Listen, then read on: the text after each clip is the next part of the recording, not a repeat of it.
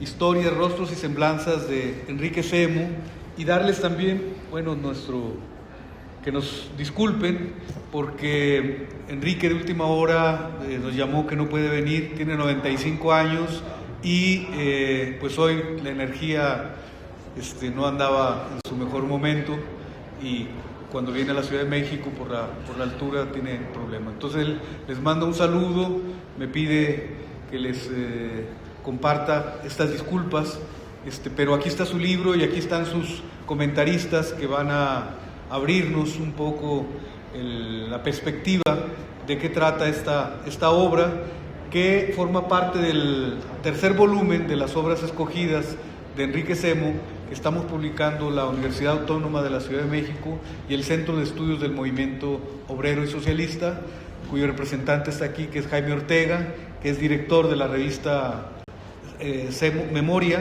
Esta revista, que además también ya tiene un buen tiempo de existencia, que está ahí resistiendo los embates de lo electrónico y también del cambio de mentalidades y de la derecha emergente, que finalmente es una propuesta de lectura que nos hace reflexionar sobre los tiempos actuales.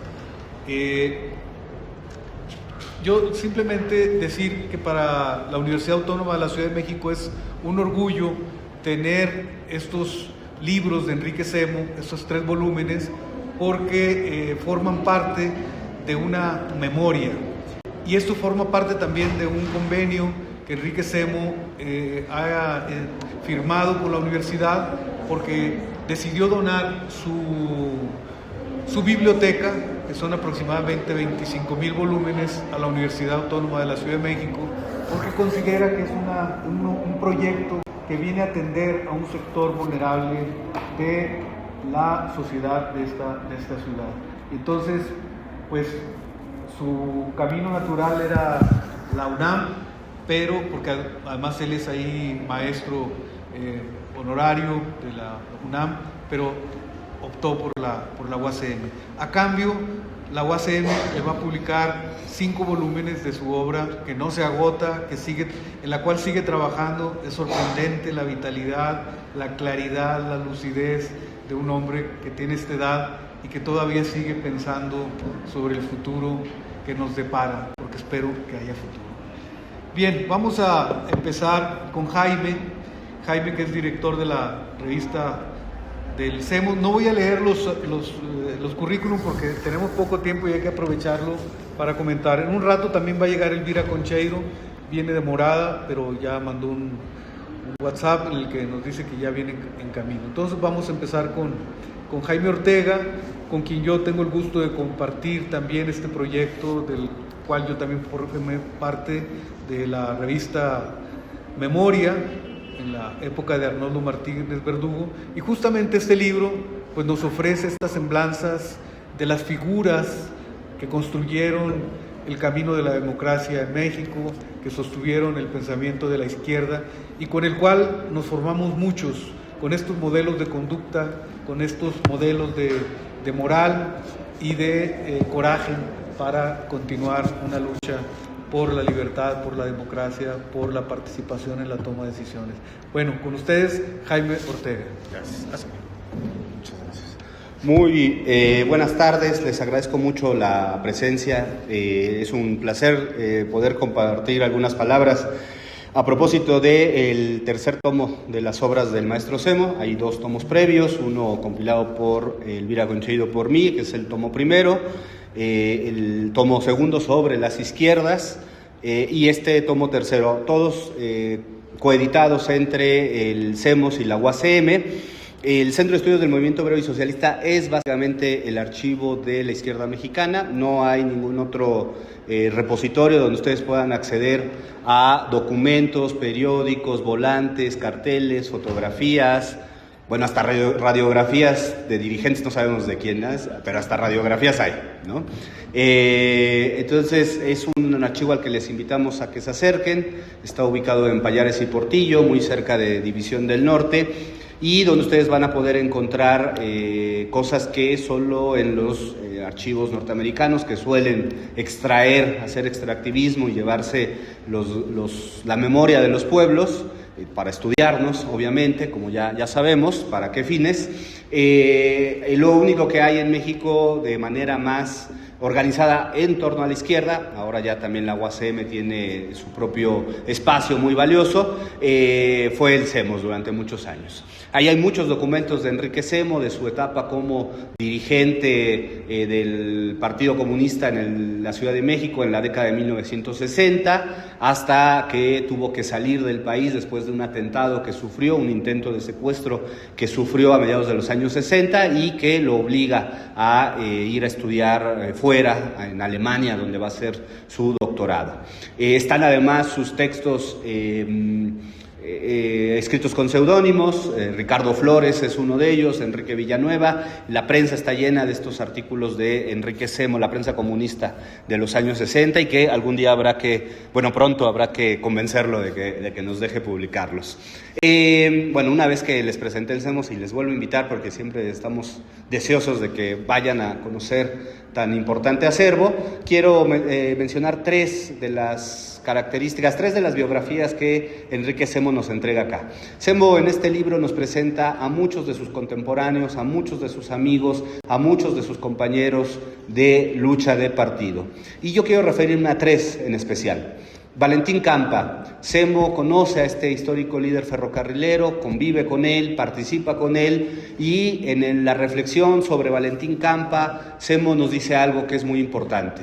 Lo que nos dice es: todas las libertades de las que gozamos el día de hoy, todas las libertades de las que disponemos para hablar, para discutir, para votar, para organizarnos, están expresadas en el sufrimiento y la desventura que sufrió un líder ferrocarrilero como fue Valentín Campa, que pasó no una, no dos, no tres, muchas veces en la cárcel, y no uno, no dos, ni 3 meses, sino muchos años. Yo creo que si hiciéramos la contabilización de los años que Valentín Campa pasó en la cárcel, nos quedaríamos verdaderamente asombrados. Yo calculo más o menos unos 15 años, que podrán imaginar es un aspecto muy dramático y que el día de hoy sería inimaginable.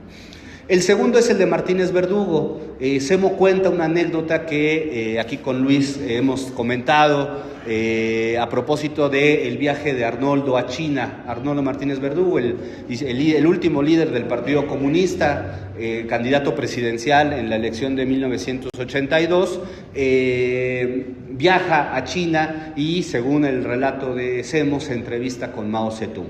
Y esa entrega que hace sobre Arnoldo Martínez Verdugo, declarado personaje ilustre por López Obrador en el año 2020, es muy interesante porque nos muestra justamente el intento de renovación del comunismo mexicano en lo internacional. Costó mucho trabajo, pero una de las señas distintivas del comunismo mexicano es su planteamiento crítico en los últimos años respecto a el llamado mundo socialista.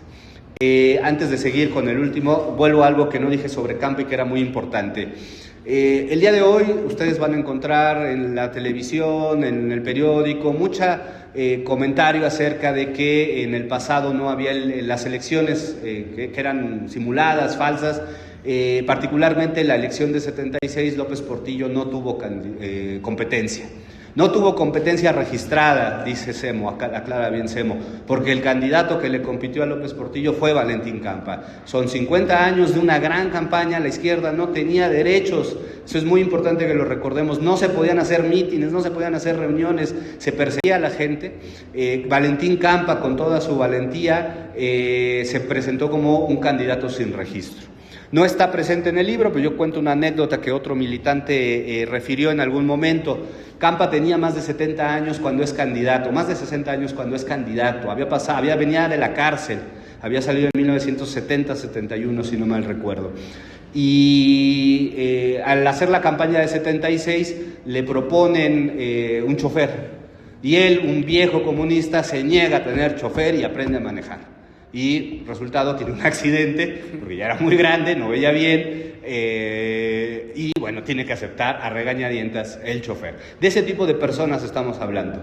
El día de hoy que la política es farándula, es selfie, es tener camionetas, es acumular dinero, estas personas se negaban sistemáticamente a ese tipo de decisiones que eran leídas como privilegios innecesarios, ¿no? La política era política democrática, política para las mayorías, política de igualdad. Bueno, y paso al último comentario. Está Campa, está Arnoldo, el retrato que hace de Berto Castillo. Lo pinta como un Quijote, dice al ingeniero Castillo, dice porque era alto y espigado, efectivamente como el Quijote. Y es muy interesante la reflexión que hace Enrique Semo de un personaje de las izquierdas que viene de otra corriente. Y básicamente la conclusión que adelanta Semo en la primera página es que el proyecto de Berto Castillo se había realizado a costa de él mismo en el año 1988, cuando las izquierdas socialistas y las izquierdas nacionalistas convergieron en la candidatura de Cuauhtémoc Cárdenas. Creo que tendríamos que regresar, a propósito de este texto de Berto Castillo, sobre Berto Castillo que hace Semo, a revisar el cruce de las izquierdas, no solo en 88, sino en todo el siglo, que fue muy persistente, que fue continuo, que aparece todo el tiempo como una seña de identidad. Enrique Semo es, pues, no solamente un testigo vivo, es un gran historiador, es un camarada, es un militante, era un militante del futuro en los años 60. Él, gracias a personalidades como Semo, el comunismo mexicano pudo reinventarse, pudo adaptarse a los tiempos, pudo proponer soluciones. Y bueno, una de las corrientes que ha logrado la reforma de la sociedad ha sido el comunismo mexicano. De tal manera que, bueno, yo dejo aquí mi comentario y qué bueno que ya llegó nuestra compañera Elvira. Y bueno, gracias, José Ángel.